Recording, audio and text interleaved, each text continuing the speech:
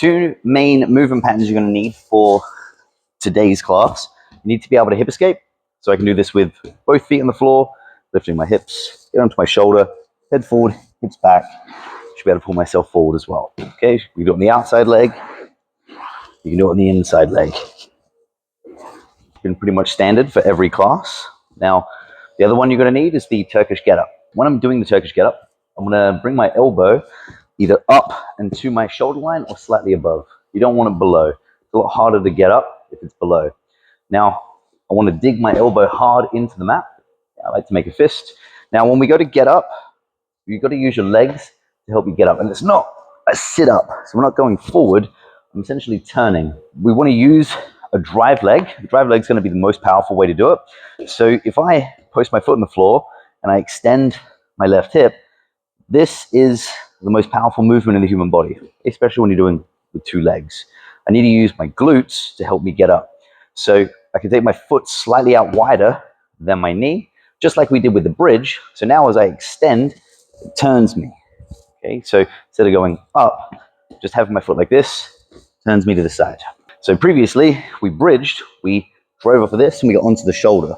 So the Turkish get up, I'm digging my elbow into the mat, driving off the floor and turning and getting up to my side. That is the most powerful way to help you get up. You can also kick this leg down, and that can help you get up here. We can also use a pendulum. So you got a two-leg pendulum where I cross my feet, I'll slightly rock and kick my legs to the side. Okay, so I'm using this rocking action. Now that's a little quicker, not as powerful though. Okay, you can also use a single leg pendulum, okay, either leg. If I weren't able to use my legs, I would have to use a rocking action where I throw my hands up and over. I can use this to get up. Okay, so drive leg, pendulum, single pendulum, or throwing your hands and your head forward. Now, once you get up to the elbow, don't have your hand down like this. You might get handcuffed. Right? If someone were on top of me, they could access my wrist. They could start getting this hand behind my back. That's no good. Also, I'm not in a good position to get myself up to the next level, right? Which is my hand.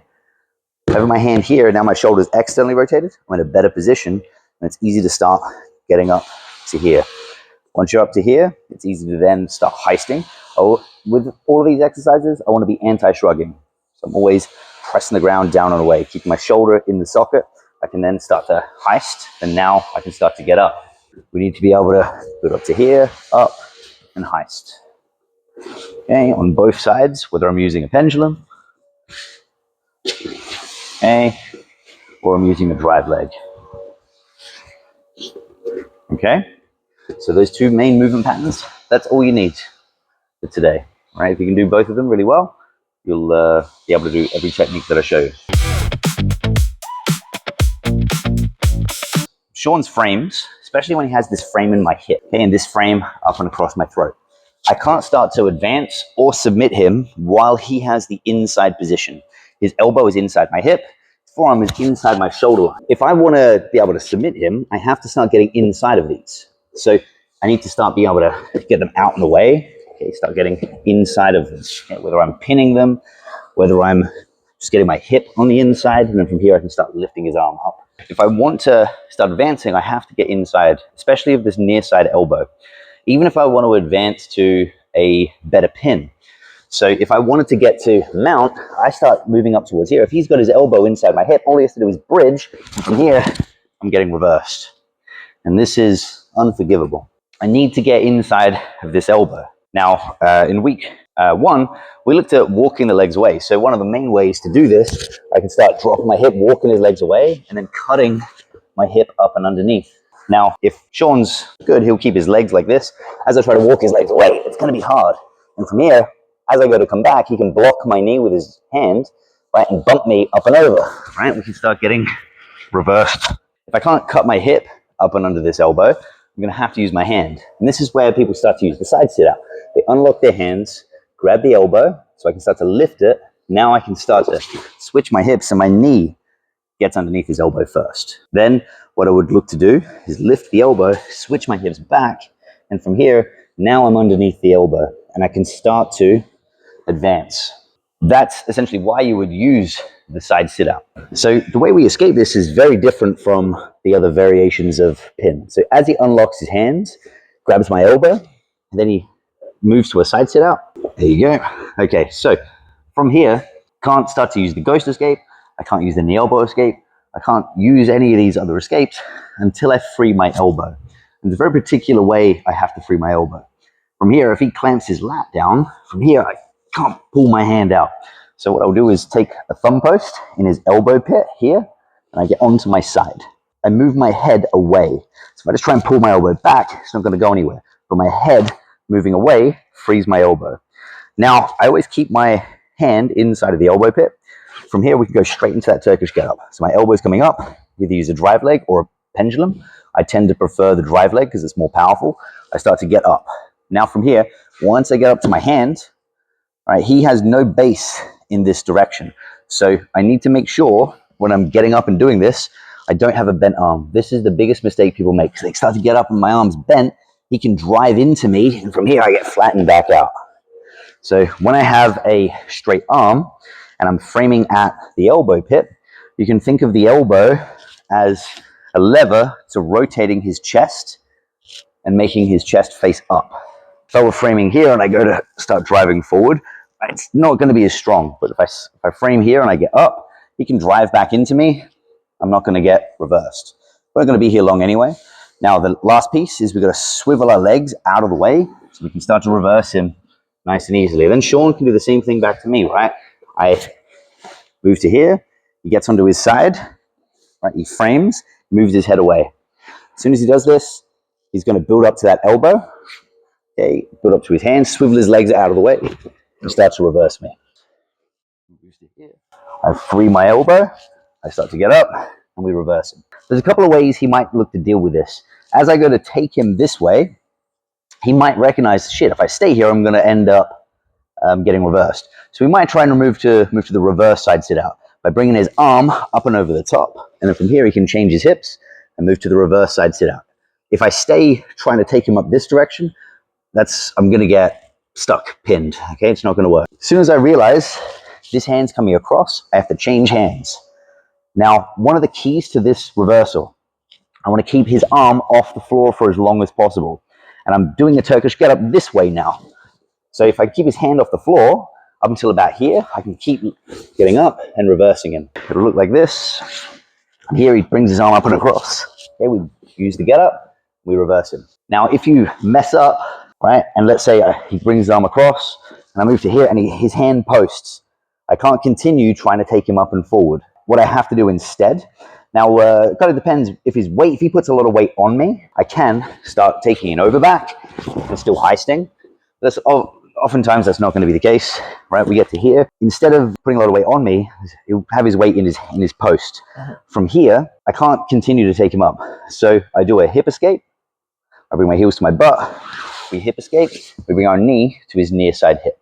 So now he can't, if he turns to face me, we're back to open guard. I've got my legs back between me and him. Okay, so those three techniques once again. From here, he's controlling my elbow. He's in that side sit out. You move our head. From here, number one, swivel your legs out of the way. Use the Turkish get up. If you feel him starting to bring it up and over, keep his hand as far off the floor as you can and change direction. Okay, you do it right, should be really easy. If you mess up and he posts his hand, right, I have to make sure I'm up on an elbow and scoot back. We get our legs back between him and us. Now, I managed to free my elbow. Now, I don't have to go and do the Turkish get up escape. If you don't like it, you don't have to do it, right? But one of the main ways he's going to be able to shut down the Turkish get up could be I'm already up on my elbow or I haven't yet to build up. But what he'll do is bring his chest forward and elbow back. So you see how this removes my grip. Yeah, I could be here, and I'm starting to take him back, and he does this. This is now a problem. So what I'm going to do is I'm going to get my elbow down here to his hip, and I'm going to do a big hip escape.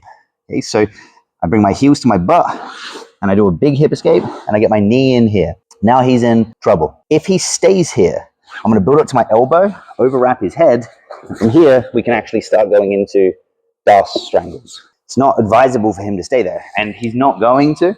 So after I've just freed my arm. I don't even have to do the Turkish get up. I can just bring my elbow to his hip, do a big hip escape, and get my knee here. What's more likely to happen is, what do you want to do? See how he gets up to his knees? If you go back just a step, over here, right? As he goes to get up, my hand blocks this arm here. So I change hands. It was my left hand, becomes my right. My knee is going to insert here. So initially it might be at the hip, okay? But eventually I want to get it inside the shoulder. So if I get it just inside the hip, I'll move my head away, then I can get it inside the shoulder. I will then move my head away again, down towards here, and I'll throw my leg up and over. So there's 2 to 3 little adjustments here. So I move to here. As he gets up, I block it. I'm initially here. Sometimes I'll get straight to the shoulder. So I don't want to be with my head in line with his. So my knee gets to his shoulder. I need to move my head out and away. And I fire this leg up and over. Now, once we get here, what are you going to do straight away? He's going to look to posture up and get his head over my head. So we have to prevent that. So I hug my knee in here. So as he tries to do that, it's difficult. Now I'm going to free up my left hand by changing to my right hand, hugging here. We can then slide back and control his wrist. So from here, I then slide up and I grab his biceps and we lift his elbow up to the line of his shoulders. I then connect my hands here. And from here, my goal is to make him high five the floor. So we take up the slack by starting to push. Okay, and there's the tap. But the actual full breaking mechanic would be me pulling my right elbow back. So it's important when we practice getting our submissions, right, that we practice taking it the whole way. So from here, you get your initial tap. We let go. We then relock our hands, pretending we've still got it. I then move my head away. I'm trying to get his hand towards the floor. We're here, right? We free our elbow. Let's say I don't even want to do the Turkish get up. I don't have to. I can just bring my elbow here. We do a hip escape, and I get my knee in. As he goes to square up, my hand frames here, and I move my head out and away. Okay, I want to get my knee to his shoulder, and this other foot connecting up and over. I then move my head away again, and we hug the leg. We try and point our knees towards the floor. I will then exchange my left hand hugging from my right, so I can reach back and control the wrist. I have to create a little bit of space to get my hand in now. So I grab his biceps, we lift it up, and from here we lock up the Kimura grip. We get our first tap by taking up the slack, and from here I move my head out and away, and we pull with the elbow to get the catastrophic break. There's another variation of side sit out. I don't recommend using this, so we're not going to spend a lot of time on it. So it's called the Kesa Gatame, and people who do judo tend to like it. Part of the reason, can you stand up for me? Part of the reason there are some throws in judo where they'll take an elbow grip and a headlock and look to throw you like this. Okay, so then if I threw him down towards the floor, he would land here. So instead of having an underhook, I would have a headlock. Now, I don't like this. There's a lot of back exposure, and the escape's actually really easy. Now, there's also a submission here that you have to be aware of. So what they'll do is control your elbow, they'll grab their own thigh, and I'm sorry about this, I'll do it nicely. What they'll do is put all their weight into your chest and then look to essentially neck crank you by lifting your head up. Okay, it's miserable. So we're here. I obviously can't Turkish get up here. First things first, if you're worried about getting submitted and he starts trying to crank your neck, right, you put your foot up to here, so that way as he tries to lift my head, kind of runs into my leg here. So what we can do is bring our hand in front of his face, okay, and what we're going to look to do is walk our legs out and away. And you can see here, he has no base this direction. So as I get my hips away from his, I can start to pendulum up. Sometimes you can just use a pendulum like this. Sometimes you'll walk your legs away and use a drive leg and a pendulum, and you end up reversing him, right? Then I take top side control with 2 underhooks. So he's never just going to let you do this either. So what he might do is start walking his hips to face me, to follow me, right? So as I start walking this way, what I will then do is see I've changed direction and brought my knee underneath his butt. So from here, I take my hand out and we look to hug him here. And from here, I do a reverse hip escape and you still get that same reversal. I like this as a dilemma because if he stays there, he's going to get reversed. If he follows me, I change direction, I get my knee up and underneath. Now, one variation, when you get your knee up and underneath, he might bring his head really far forward. So now, if we're going to take him this way, it's not going to work. This is where, if I get to here and I'm kind of like, my hips are attached to his. If I recognize this and I can't take him backwards, I'll change to a thumb post in his armpit and I'll use a bridge. So the bridge is going to be my hips going into his back, right? And my hand moving to here. So as I bridge, see how that makes him post? Now from here, my ear can get to his back and we take his back. You got these 3 escapes, it's really easy. Right, number 1, hands going in front, walk your legs away, take him down. Right, number 2, I'm walking my hips away, he follows me.